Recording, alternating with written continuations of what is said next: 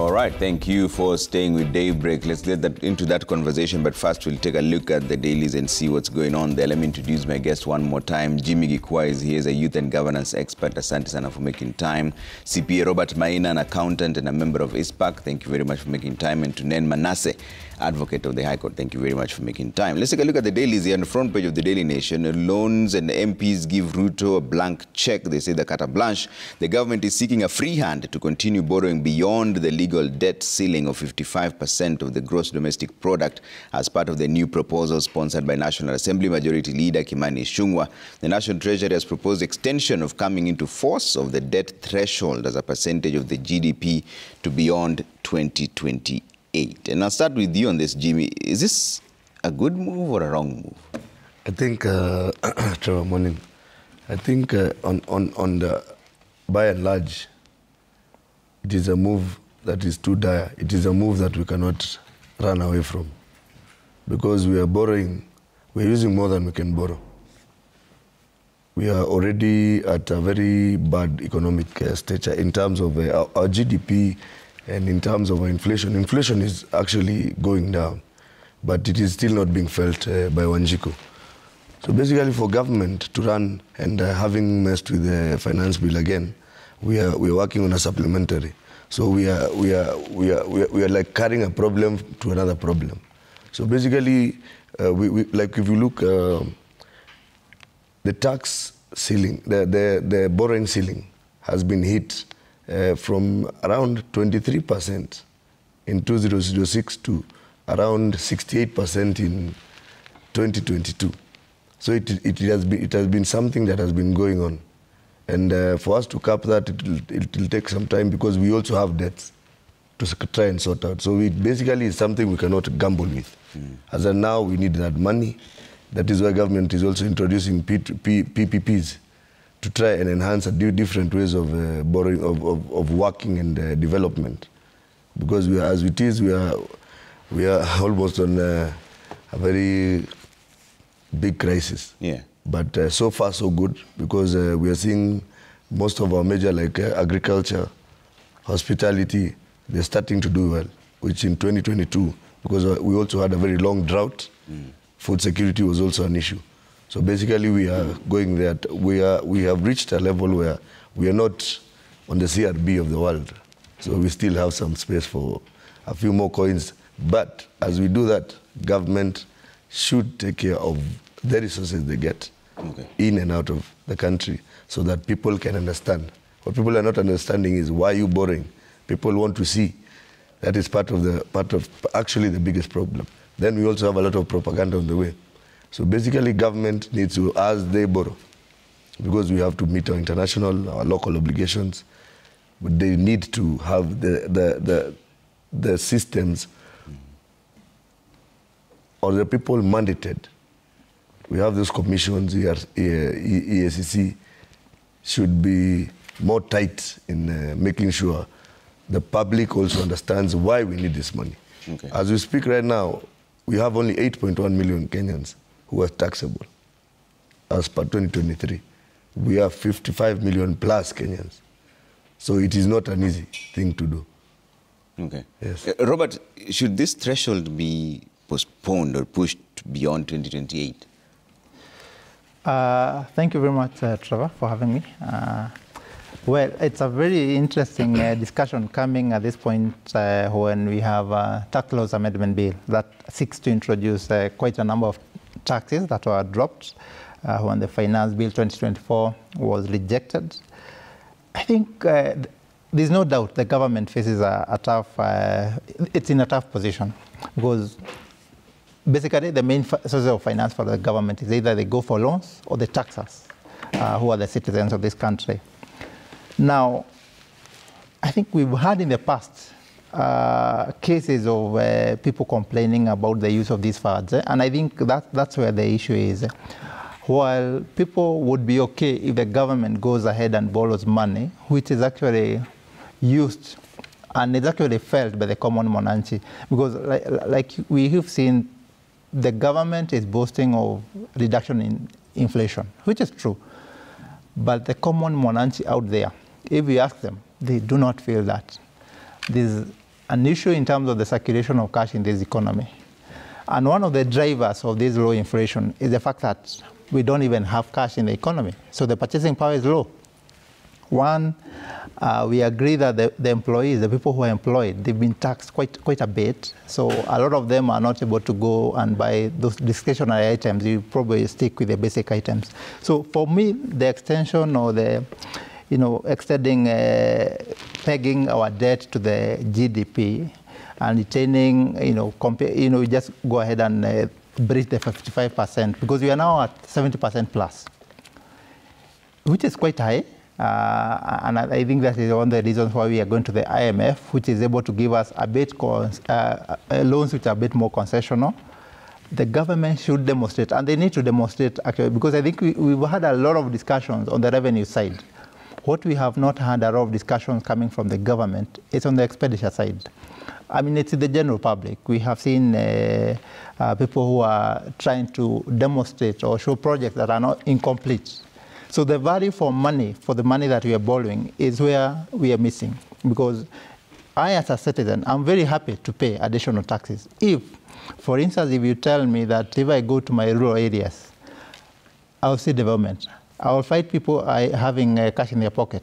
I don't need to finance the healthcare of my parents, because the government is taking care of, to a large extent, those needs. So the discussion on whether to increase or not should be pegged, should also be supported by how this money is going to be utilized and whether the common man is actually going to feel the impact of the additional money we are going to borrow. Otherwise, you just burden the future generations by getting more money, and then they'll still have to pay. I mean, we are paying 1 trillion shillings per year on just interest. That's almost 50% of our tax. So we really have to balance, and really, we need to ensure there's an impact. Okay. Yeah. Manasseh, should the government continue borrowing beyond the legal debt ceiling? When you say beyond the legal debt, as my friend here has alluded or said, the government has two or major sources of income. Or we either tax or we borrow. And I think it is necessary, because if you saw the youth or the public rejected the Finance Bill 2024. So the government really has no choice but to borrow to finance our expenditure. And one thing I understand is that we have one of the most robust finance or public finance management acts or laws that are very robust. You look at Public Finance Management Act, you look at the Income Tax Act, it is one of the most robust among our regions. So I think that it is very necessary for the government to continue borrowing as long as we are within the threshold, that we are not over borrowing, and also we are not burdening the mwananchi. Okay. So I believe that, and I understand that it is very necessary for the government to continue borrowing, because we have no other means, we have no other choice. Okay. Yes. Jimmy, we're still on the front page of the Daily Nation, and I see here crisis as county workers go for months without salaries. County government workers are going through tough times following months of delayed pay owing to the late disbursement of monthly dues to devolved units by the Treasury. Are we seeing a systematic attempt to erode devolution? Because even yesterday there was a standoff between the mediation team between the National Assembly and the Senate over some 20 billion shillings. I saw that. I saw Honorable Dinti Nyoro trying to get a footing on the whole thing. But basically, what is the problem? Why are we in this fix? Finance Bill 2024. We crashed it. The people said we don't want it. But nobody gave us any other mitigation factors. For the mitigation factors, what government had done would have opened up for this amount of money. We are very sorry for the workers there. It's not a good thing, and that is one of the biggest reasons why there is no cash flow, like my brother was saying. Because the county as a unit employs quite a substantial amount of people. And that money is usually in your local vicinities. Without 4 months, 5 months, it is not interesting. But we don't have another way. How do we do it now? The practicability of some of these things have become very, very, very, very, very, very hard, because practically government needs money. Government is me and you. Government is not the head of state or anybody else. So I think we have a big problem, and we are really praying for them to get out of the impasse so that they get something done, because people are suffering in terms of even the local shopkeepers. The whole system is suffering because we don't have that money. You don't think this is a deliberate move to hold on to money from the national government? No, basically, I think the Council of Governors had made some extra demands at the wrong time. By the time they were making the demands, we did not have an issue with the 2024 finance bill. Now, after, they had to come to a certain, either calm down for them to understand that this is how the system is working. But again, also county governments have another problem. They have their debts, which are part and parcel of why we still don't have money. But they argue that they're pending bills. Yeah, they're pending bills. But I've not seen, given money. I've not seen check on time. Yeah, but I've not seen anybody because if you looked at the collections, the own source revenue collections by most county governments, let's put it about 40-50% improved. Like Murang'a got $1 billion, which they have never gotten that amount of money. And Nairobi did 10 billion. So basically, I have not seen the debt issue. I am not seeing a genuinity in the county governments because they have had that money now. Now is not the crisis to pay pending bills. We already have other issues because before even paying pending bills, they have 4 months' salaries for people. Yeah. That is a boom. That is a very big. So basically, I'm not seeing anything in terms of government trying to curtail or to try and break down devolution. Devolution is a unit that has been working. Actually, it has relieved a lot of stress from the national government. If we had central government dealing with all the problems we have in the county and the national, it would be a headache. Okay. So basically, I think the problem we have probably with county governments is on-source revenue does not have measures. In every election cycle, we make 47 billionaires. Directly or indirectly. Billionaires, not millionaires, billionaires. Everybody who is a governor is not a billionaire has a problem because 90% of what we've seen in the last 15 years, now 10 years, most of them are billionaires. So that's outright theft at the county level? Yes, basically we have not been able to mitigate on that. Our main problem is it is not trickle-down corruption, but it is our systems,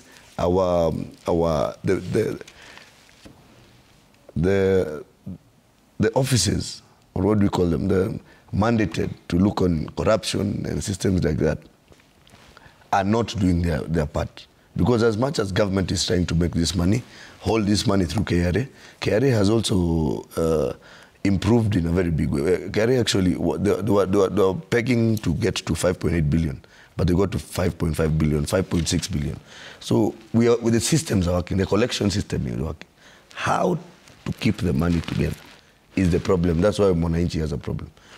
And the national government has tried that because we have seen a few people go through the systems of EACC and the court systems.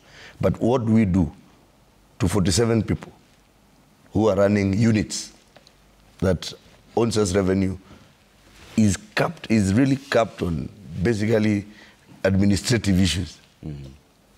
Pending bills, not paid.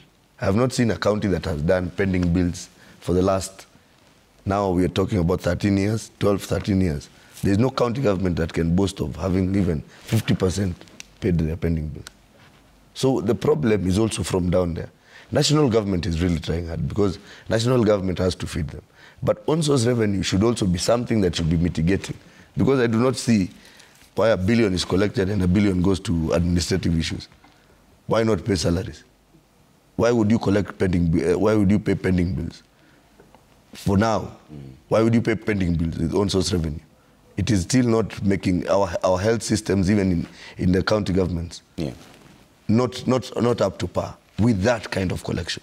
So the tax, actually Mwananchi is doing a good job in paying taxes, in being very religious in doing what they're doing. National government is also doing its part. We have and we need a system where the county governments can also up their game. Okay. Yes. All right. Robert, is that the situation? Do you think the issue here is with the counties or with the national government? Who is playing cat and mouse here? Yeah. I would argue that at both levels, we have areas of improvement. One, I do agree at the national government, and I think I would say this is not a peculiar case this year. I think over the years we've had this. It's always been like that. It's been there. Yeah. So I would not want to attribute this to the finance bill that failed, because it was just meant to raise an additional 300 billion, which was quite ambitious compared to what was the target, has always been the target in the previous finance bills. I mean, the range has been 50 billion to 100. This year they wanted to just go to such a high level. So one, I think for the national government, and we've had a chance to discuss with the Commission of Revenue Allocation in terms of the performance of these county governments. And like he has highlighted, the issue of on-source revenue, we have very few counties that are able to raise revenue, which is enough to cater for the salaries and wages of at least their employees. One fact is that most of them have bloated workforces. There's no doubt about it. Because so every governor... That's the first starting point. That's the first starting point. Yeah. Every governor who comes in force, they have no way of sending home certain people who are in that, who are within the counties. Yeah. But they still bring on board their own people. Their own people. So what does that mean? Every 5 years, you're adding onto the wage bill. But these people, in terms of, if you are to assess their productivity, I do not think you'd actually find that the incremental number has a positive correlation to the revenue they are raising. So there's an issue there. So I don't know whether at the national level we should come up with a policy in terms of how to manage the growing workforce, because we are just two cycles from the new constitution. As you get into 5-10 cycles, I don't know the level of the wage bill we'll be looking at if we do not manage and control the hiring every time we have a new governor. So that's an issue. So on-source revenue, and I think the Commission of Revenue Allocation has been trying to, and what they did last year is that they gave a guideline in terms of how to raise additional levies or how to bring on board additional levies or fees without at least compromising again the local businesses. And at the same time, trying to increase the on-source revenue to just cover, because I think the main target that the Commission has put is that they're able to cover the salaries and wages. Actually, that's where the discussion is. That try to raise as much on-source revenue to cover your salaries and wages. So we'll never have a case of this if they're able to do that. So that in case there's a delay by the national government, it's only delaying other bills that are being paid to suppliers. Obviously, the national government is facing a tough situation because, one, every money that we collect, the first charge is debt. You have no way about it. If you have a board which is payable by today, if we do not want to default, any tax coming from KRA has to be settled. So if there's something that was to be sent to the county government, it has to be delayed. So the issue of debt obviously is coming in here because every money we are getting, first of all, has to be paid debt before we even consider these other obligations. So there's an issue, and both parties have to sit together. One, they need to manage the workforce and how the transition between one governor and the second one is done, or the next one is done. And then the on-source revenue, we have to keep on reiterating. They really have to do a lot of work, because how does one governor come in, manage to increase the revenue like he's saying in Murang'a to 1 billion, and we've had another governor and nothing was happening. The same place, we have not had the people of Murang'a complaining that they are being overtaxed or they are paying too much fees. So this is an issue. There has to be something to 10 billion. Yeah. Okay. Manasseh, what are your thoughts in terms of devolution? Is it just simply being curtailed, or are the governors not doing a good job at managing their counties? Trevor, I think the nature of the relationship as constitutionally mandated between the national government and the county government is coordination and cooperation. So there are those responsibilities that the national government have towards the county government, and also there are those that are constitutionally entrenched in the county government. So my take is that, as they have said, and I agree with them totally, is that the national government is trying, because the national government has this responsibility towards debt. It has responsibility, national responsibility towards wananchi, and also the responsibility to the county government. And as the way they've put it is that, you know, every governor comes in, they have their own policies, they have their own agenda. They have their own people that they are bringing in. So every governor who comes in have their own, I'll put it as a problem that they want to implement it. And the same allocation from the national government is the same. It has not changed. So I believe that the county government is a bit ambitious in whatever they are doing, and the national government is really trying to meet that target, the constitutional target and mandate. So I think it is the county government to put their affairs in order and not the national government per se. Okay. I have to take a quick break. When we come back now, we talk about the tax laws amendment bill and a bit of politics also in there, because does it mean that because of the current political situation, everything then just flows without any resistance? But I'd like to hear from you. Are Kenyans really overtaxed? We'll talk about a conversation that was had by the Treasury CS, John Mbadi, in just a bit as well, so that just to set the context. But we're back in just a moment.